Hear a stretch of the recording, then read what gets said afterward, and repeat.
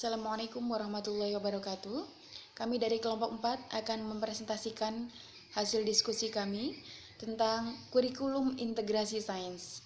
Kami terdiri dari 2 orang, di mana yang pertama ada Fatoni Latif dengan NPM 2023025001 dan saya sendiri Nur Rahmatul Aini dengan NPM 2023-25005. Kami akan mempresentasikan kurikulum terintegrasi sains, di mana daftar isinya kita akan membahas uraian tentang pengertian integrasi kurikulum, kemudian tahapan perubahan kurikulum, sains sebagai proses, produk, dan sikap, karakteristik integrasi sains, dan model-model pembelajaran integrasi sains. Pengertian integrasi kurikulum disampaikan oleh beberapa pakar. Yang pertama ada Sumantri, sebagaimana sesuai dengan artikelnya tentang pengembangan kurikulum. Yakni Sumantri mengatakan integrasi kurikulum merupakan kegiatan menata keterpaduan berbagai materi mata pelajaran melalui suatu tema lintas bidang, membentuk suatu keseluruhan yang bermakna, sehingga batas antara berbagai bidang studi tidaklah ketat atau boleh dikatakan tidak ada. Selanjutnya, Cohen dan Mannion berpendapat bahwa integrasi kurikulum terdapat 3 kemungkinan variasi pada kurikulum integrasi berkenaan dengan pendidikan yang dilaksanakan dalam suasana pendidikan progresif, yaitu kurikulum terpadu atau integrated curriculum, dan hari terpadu atau integrated day, dan pembelajaran terpadu atau integrated learning. Selanjutnya, menurut Prabowo, pembelajaran terpadu atau integrated curriculum merupakan suatu proses pembelajaran dengan melibatkan atau mengkaitkan berbagai bidang studi. Adapun sains dari tahapan perubahan kurikulum perlu kita ketahui. Yang pertama, pada tahun 1947, IPA atau ilmu pengetahuan alam yang telah dikenal sebagai sains belum terdefinisikan sebagai sebuah mata pelajaran. Selanjutnya, pada tahun 1952, IPA terdiri dalam 2 sub mata pelajaran, yaitu ilmu alam dan ilmu hayat. Kemudian, pada tahun 1964, IPA masuk ke dalam kelompok cipta kelas, yakni kelas 1, 2, dan 3, dan masing-masing 2 jam pelajaran. Untuk tahun 1968, IPA masuk dalam kelompok pembinaan pengetahuan dasar, yakni pada kelas 1, 2, dan 3, selama 3 jam. Pada tahun 1975, IPA masuk dalam kelompok program akademik, yakni kelas 1, 2, dan 3, dan pelajaran selama 4 jam. Pada tahun 1984, mata pelajaran IPA masuk program inti yang dibagi dalam materi bidang fisika dan kimia. Selanjutnya, pada tahun 1994, IPA masuk pendidikan akademik yang terdiri atas materi fisika dan biologi dan berlangsung pelajaran selama 6 jam. Kemudian memasuki kurikulum berbasis kompetensi atau lebih dikenal dengan istilah KBK pada tahun 2004, IPA masuk mata pelajaran utama, yakni 5 jam pelajaran untuk tiap tingkatan kelas per minggu. Selanjutnya, pada tahun 2006, kurikulum memasuki dengan istilah kurikulum tingkat satuan pendidikan atau lebih dikenal dengan istilah KTSP. IPA pada konteks ini masuk pada komponen mata pelajaran, yakni 4 jam per minggu pada tiap tingkatan. Selanjutnya, pada tahun 2013 lebih dikenal dengan kurikulum 2013 atau K13. Pada kurikulum ini jumlah pembelajaran IPA yakni mencapai 5 jam pelajaran per minggu. Selanjutnya, sains dikenal sebagai produk, proses, dan sikap. Sains sebagai sikap. Elemen pertama yaitu sikap, yang membuat seseorang memiliki perilaku positif, termasuk mengembangkan rasa ingin tahu, mampu bekerja sama dengan orang lain, toleran, skeptis, perseverance, dan masih banyak contoh lain.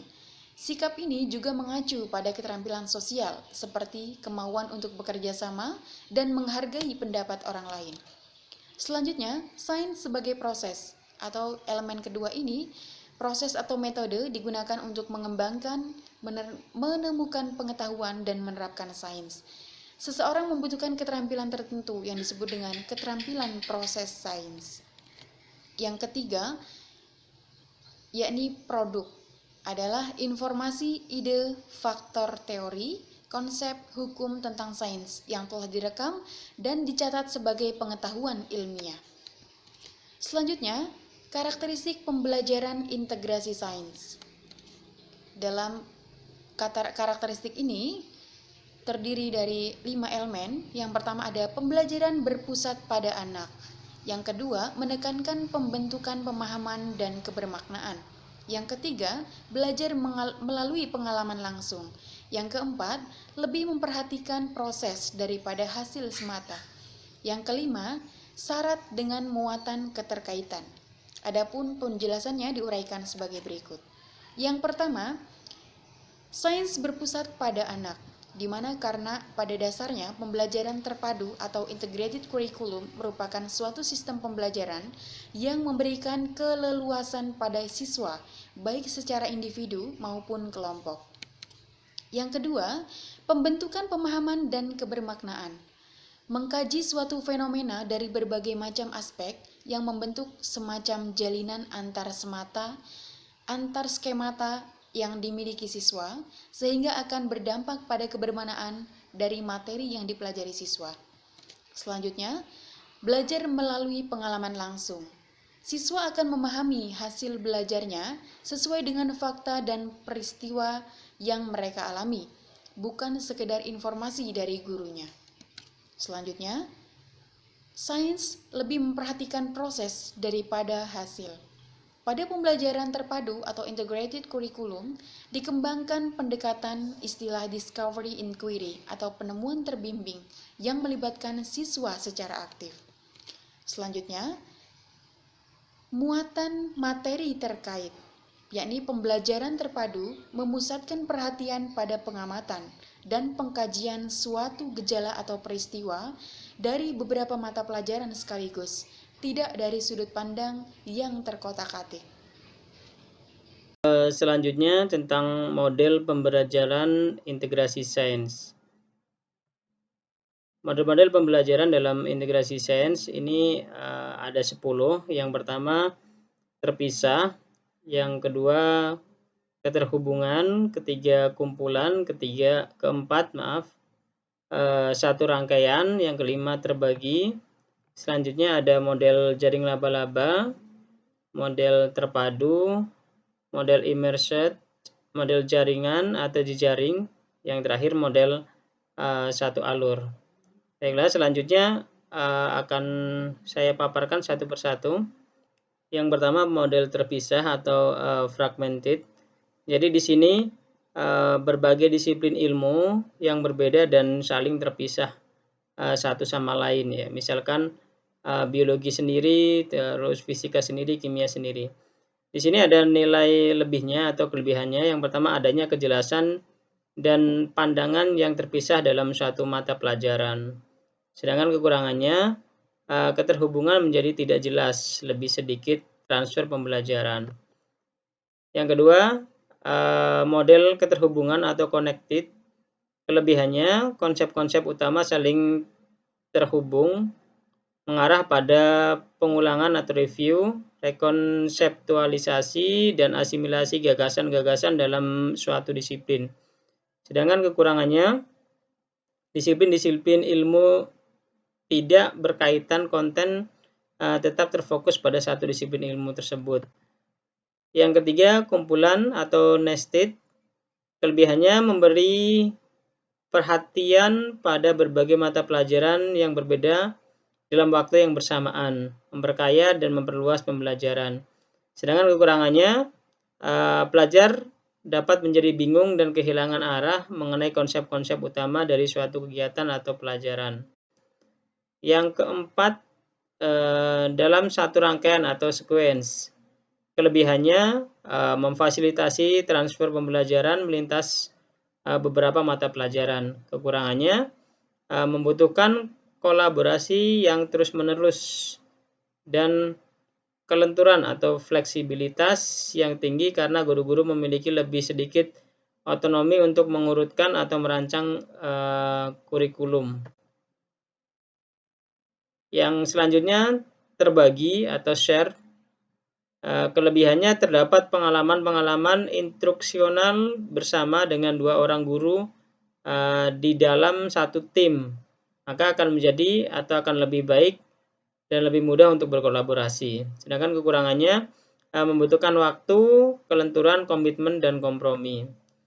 Selanjutnya tentang model jaring laba-laba, Webbed. Kelebihannya dalam memotivasi murid-murid, membantu murid-murid untuk melihat keterhubungan antara gagasan.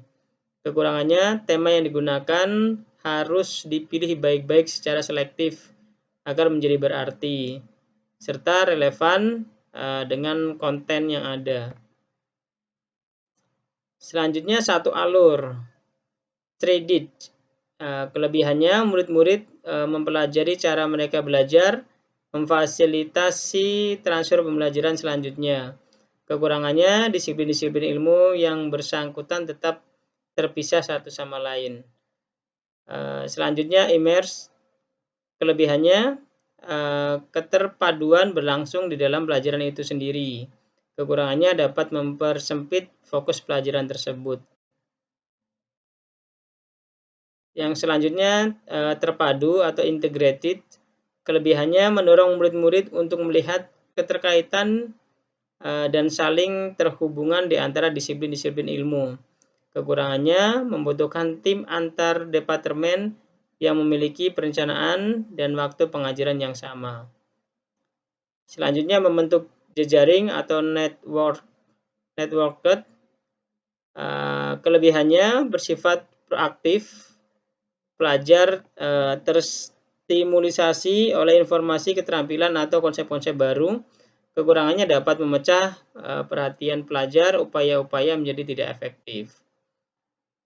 Nah, itu tadi model-model pembelajaran terpadu. Selanjutnya di sini tentang ciri khas pembelajaran terpadu.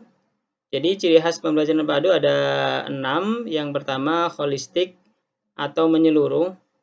Jadi holistik itu satu fenomena dikaji dari berbagai disiplin ilmu. Jadi dikaji dari berbagai sisi, bukan satu sisi saja. Misalkan fenomena siswa mengangkat beban. Jadi dikaji dari biologi, dari fisika, dan dari kimia. Pada saat siswa mengangkat beban, maka akan dihitung berapa gayanya. Terus di situ juga akan diketahui otot bisep atau otot tricep yang digunakan, serta akan dicari berapa kalori yang dibutuhkan. Jadi di situ secara menyeluruh antara biologi, fisika, dan kimianya. Yang kedua bermakna.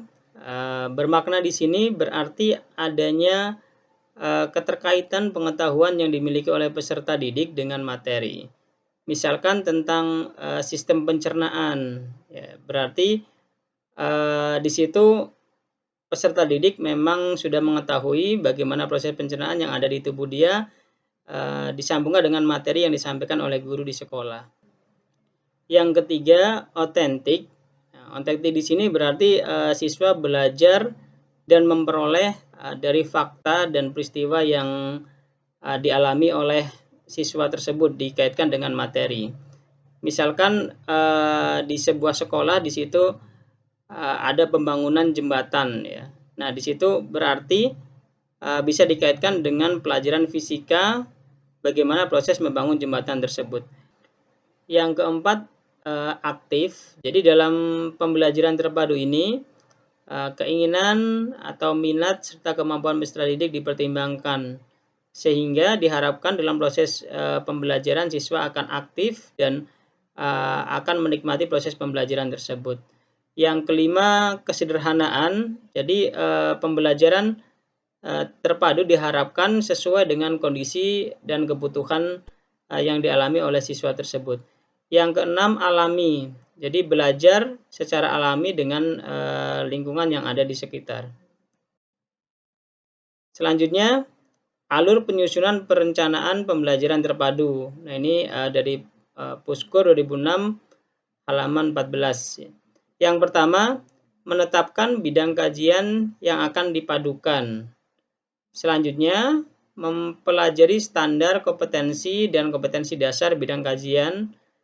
Yang ketiga, memilih atau menetapkan tema atau topik pemersatu. Selanjutnya, menetapkan kompetensi dasar dan tema pemersatunya. Yang selanjutnya, membuat matrik atau bagan hubungan kompetensi dasar dan tema atau topik pemersatu. Diteruskan dengan merumuskan indikator pembelajaran terpadu. Selanjutnya, menyusun silabus pembelajaran terpadu dan terakhir menyusun rencana pelaksanaan pembelajaran terpadu atau RPP pembelajaran terpadu. Implementasi pembelajaran terpadu. Pada dasarnya pembelajaran terpadu itu sebenarnya sudah kita lakukan ya, karena kurikulum 2013 ini memang memadukan antara pelajaran biologi, pelajaran fisika, khususnya di SMP. Yang pertama, dalam hal ini guru berperan sebagai pengarah dalam belajar, sebagai fasilitator, sebagai motivator dan sumber yang terbuka. Dalam proses pembelajaran, siswa merasa lebih banyak tahu tentang hal yang sedang dipelajari. Kenapa seperti itu? Karena dalam proses pembelajarannya mereka mengkaji satu fenomena dari berbagai sisi. Jadi lebih banyak tahu dalam hal yang sedang dipelajarinya. Yang kedua, evaluasi dalam pembelajaran terpadu ini juga berbeda dengan pembelajaran yang terpisah. Jadi penilaian bukan hanya pada hasil saja, melainkan lebih dititik beratkan kepada proses pembelajaran atau proses belajar siswa. Penilaian yang baik dalam pembelajaran terpadu yaitu reflektif, konstruktif, berkaitan dengan tujuan belajar individu, dan memberi kesempatan evaluasi diri. Selanjutnya, keunggulan pembelajaran terpadu. Yang pertama, pengalaman dan kegiatan belajar peserta didik akan selalu relevan dengan tingkat perkembangannya. Yang kedua, kegiatan yang dipilih dapat disesuaikan dengan minat dan kebutuhan peserta didik. Tidak terlalu kaku, jadi disesuaikan dengan kebutuhan peserta didiknya. Yang ketiga, seluruh kegiatan belajar lebih bermakna bagi peserta didik. Yang keempat, pembelajaran terpadu menumbuh kembangkan keterampilan berpikir dan sosial peserta didik. Yang kelima, bersifat pragmatis dengan permasalahan yang sering ditemui dalam kehidupan sehari-hari atau lingkungan peserta didik.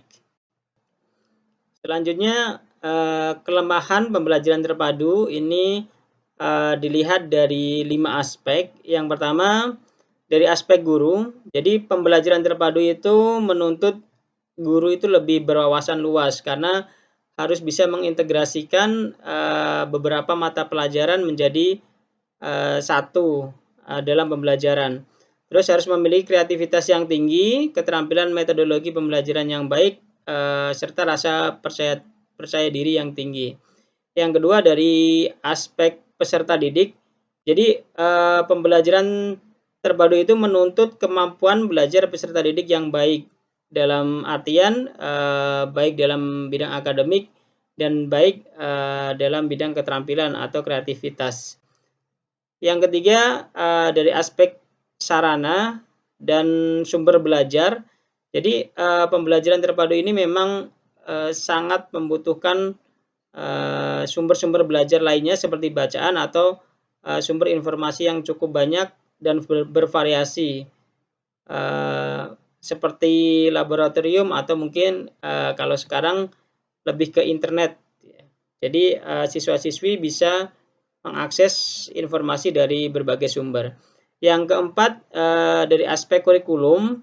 Jadi pembelajaran terpadu menuntut kurikulum yang luas atau fleksibel, berorientasi pada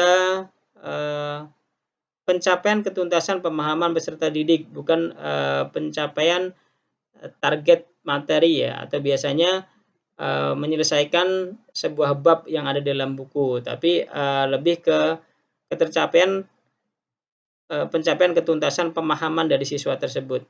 Yang kelima, dari aspek penilaian, pembelajaran terpadu sangat menuntut adanya penilaian yang menyeluruh atau komprehensif, yaitu menetapkan keberhasilan belajar peserta didik dari berbagai bidang kajian yang akan dipadukan. Yang terakhir, kesimpulan. Nomor 1, kurikulum integrasi merupakan kurikulum yang memungkinkan siswa baik secara individual maupun secara klasikal aktif menggali, menemukan konsep dan prinsip-prinsip secara holistik, bermakna dan otentik. Yang kedua, melalui pembelajaran terintegrasi atau terpadu, diharapkan para siswa memperoleh pengetahuan secara menyeluruh dengan cara mengaitkan satu pelajaran dengan pelajaran yang lain dalam sebuah fenomena yang diamati. Mungkin itu presentasi dari kelompok kami. Mohon maaf bila ada yang salah. Saya Iri, wassalamualaikum warahmatullahi wabarakatuh.